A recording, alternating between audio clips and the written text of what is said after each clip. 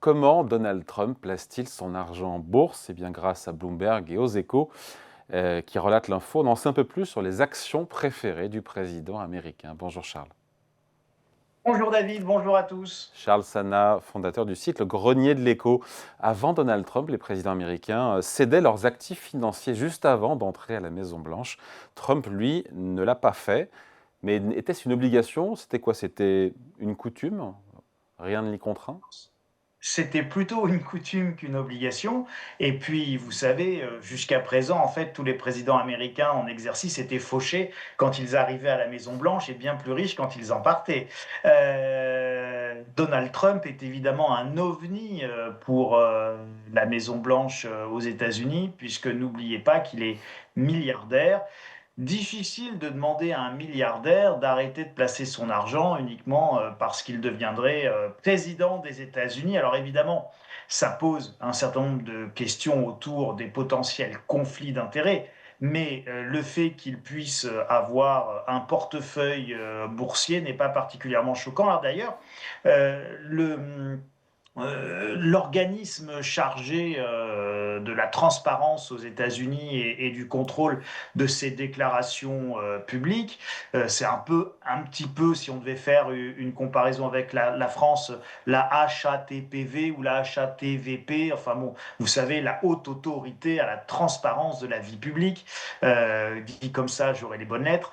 Et donc, aux États-Unis, ils doivent publier leur placement, leur patrimoine, etc. Alors, la déclaration de Donald Trump, elle fait quand même 113 pages. Et il a plus de, que je vous dise pas de bêtises, parce que je l'avais noté, 3700 transactions boursières sur le seul premier trimestre 2026. 3700 transactions boursières pour un montant compris entre 220 millions et 750 millions de dollars, rien que pour l'aspect transaction. Alors, C'est pas des vous clopinettes, avez hein. non, c'est pas des clopinettes, David, évidemment. C'est d'autant moins des clopinettes que si vous divisez 3700 transactions par le nombre de jours sur le premier trimestre 2026, que vous retirez les week-ends et les jours fériés, même aux États-Unis, vous allez avoir plusieurs dizaines, plusieurs centaines de transactions chaque jour ouvré, chaque jour de Oui, bourse. oui. Quand on est président des États-Unis, on n'est pas devant son Non, ordinateur à faire son trading toute la journée. mais c'est pas lui. La question, c'est de savoir, est-ce que c'est lui qui donne l'ordre d'acheter ou de vendre, ou on imagine, et je crois que c'est la communication de la Maison Blanche, que c'est géré par des institutions financières à part qui font leur job.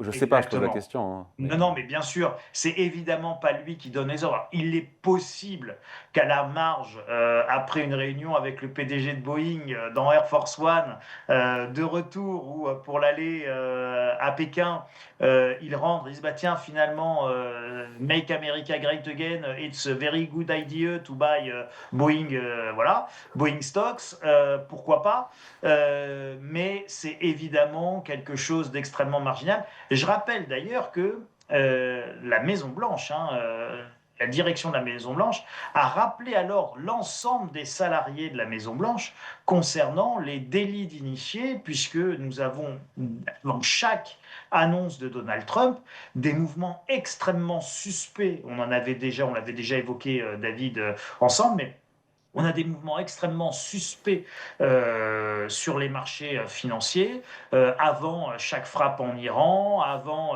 chaque déclaration où il y aurait de nouveaux droits de douane dans la guerre commerciale, ou avant chaque détente sur les droits de douane qui étaient annoncés. Hein, j'annonce 100%, les marchés s'effondrent, je vends juste avant. Je vais annoncer que finalement 100%, ça sera plus que 10%. Les marchés vont remonter, mais j'achète juste avant. Donc ça, ce sont des mouvements que l'on observe quasiment systématiquement à chaque annonce de Donald Trump. Donc on sait qu'il y a des délits d'initiés. On sait également que c'est pas Donald Trump lui-même qui évidemment fait ses tweets, tape avec ses gros doigts sur son smartphone. Tout ça, il a des community managers pour le faire, il a des collaborateurs pour le faire, et c'est autant de sources de fuite d'informations qui, évidemment, provoquent ces délits d'initiés, d'où ce rappel à l'ordre. Pour en revenir au dossier de Donald Trump, voilà, 3700 transactions, c'est évidemment pas lui qui les fait. Il a des gens et des collaborateurs pour ça. Ouais. Ce qu'on appelle des family office en réalité, hein. Oui, le président américain qui investit dans l'Amérique d'abord, il a le mérite de la cohérence. Quand on voit les titres sur lesquels il a investi, en entrée ou en sortie au premier trimestre, on a du Nvidia, du Boeing, de l'Oracle, du Costco, avec à chaque fois plusieurs millions de dollars par transaction sur le premier trimestre. Oui, mais il a aussi vendu du Apple, du Microsoft, et il y en a un troisième dont le nom m'échappe, enfin bon, peu importe. Il a vendu 3 actions de la Microsoft, tech Meta, Microsoft, américaine. Meta et Ouais, Amazon. ouais, merci. C'était Meta qui me manquait. Et il a vendu Meta, donc Facebook, avant d'acheter Costco, Oracle, qui avait d'ailleurs beaucoup baissé et qui a beaucoup remonté, hein, soit dit en passant, on est repassé de 140 dollars en point bas à plus de 165, 170 dollars actuellement. Donc, belle plus-value pour Donald Trump sur sa ligne d'action Oracle. Mais effectivement, il place pas vraiment beaucoup d'argent sur les actions d'entreprises européennes, effectivement. Hmm. Après, pardon, il y a quand même des questions de conflit d'intérêts ou d'éthique, voire un président américain investir sa fortune personnelle dans des entreprises américaines qui dépendent de ses décisions, ça pose quand même beaucoup de questions, hein. Ça pose évidemment beaucoup de questions, d'autant plus vu d'ici en France.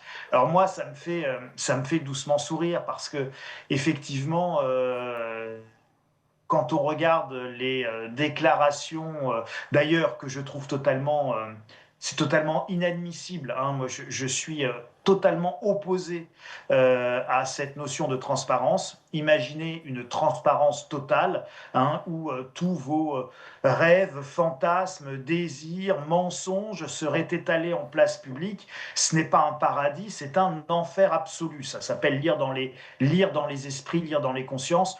Donc la volonté de transparence est une horreur intellectuelle et une horreur philosophique absolue. Donc la transparence n'est absolument pas bonne en soi. Ce qui est bon en soi, ce sont les contre-pouvoirs et ce sont les vérifications. Alors que nous ayons une haute autorité à la vérification de la transparence de la vie publique, je trouve ça extrêmement bien. Mais ce n'est pas une raison pour étaler les patrimoines de nos élus, petits et grands, à la vindicte populaire, pas toujours forcément très sympathique dans un sens comme dans l'autre. Alors, ceux qui ont un petit peu de sous se font copieusement insulter, mais sans commune mesure. Je crois que notre ministre le plus riche doit avoir une vingtaine de millions d'euros de patrimoine. C'est beaucoup d'argent, mais enfin, ça ne fait pas de lui un milliardaire et puis il n'a rien volé.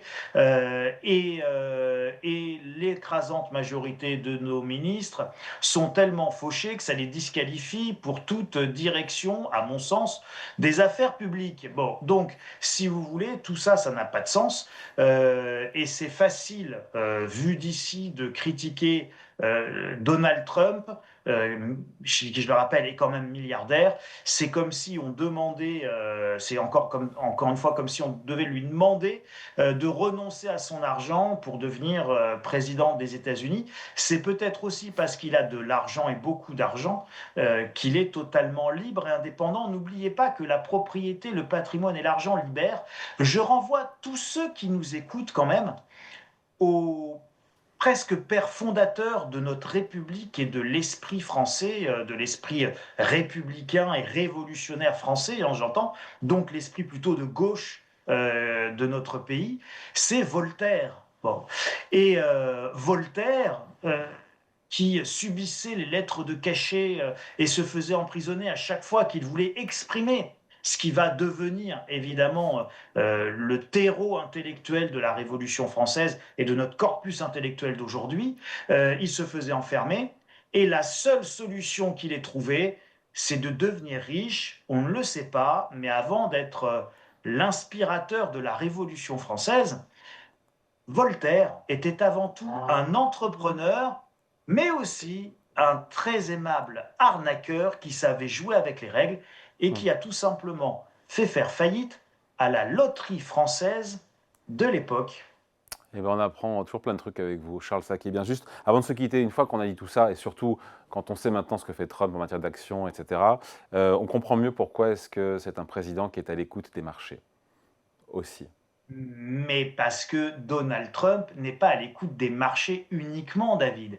Il est à l'écoute de l'économie. Donald Trump est un entrepreneur, Donald Trump est un investisseur, Donald Trump a un patrimoine qu'il est capable de placer, Donald Trump est quelqu'un qui est évidemment extrêmement conscient parce qu'il le vit de ce qu'est la pression fiscale ou de ce que vont être des incitations positives ou négatives pour des entrepreneurs. David, je ne vais pas parler d'un Donald Trump pour la France, mais si nous avions, au lieu de fonctionnaires plus ou moins fauchés, de véritables chefs d'entreprise à la barre de notre pays, je peux vous assurer que la France se porterait beaucoup mieux parce que pour prendre de bonnes décisions en économie, il ne faut pas juste connaître la théorie.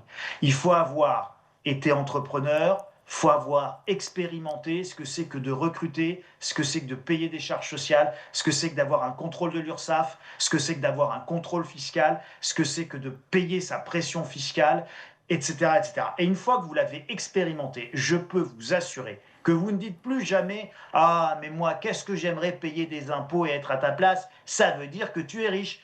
Phrase que vous n'entendrez que de la part de gens qui ne payent pas d'impôts et qui sont pauvres. Allez, merci beaucoup. Point de vue signé Charles Sana, fondateur du site Le Grenier de l'Écho. Merci Charles et bonne semaine. Merci David, merci à tous et bonne semaine à chacun.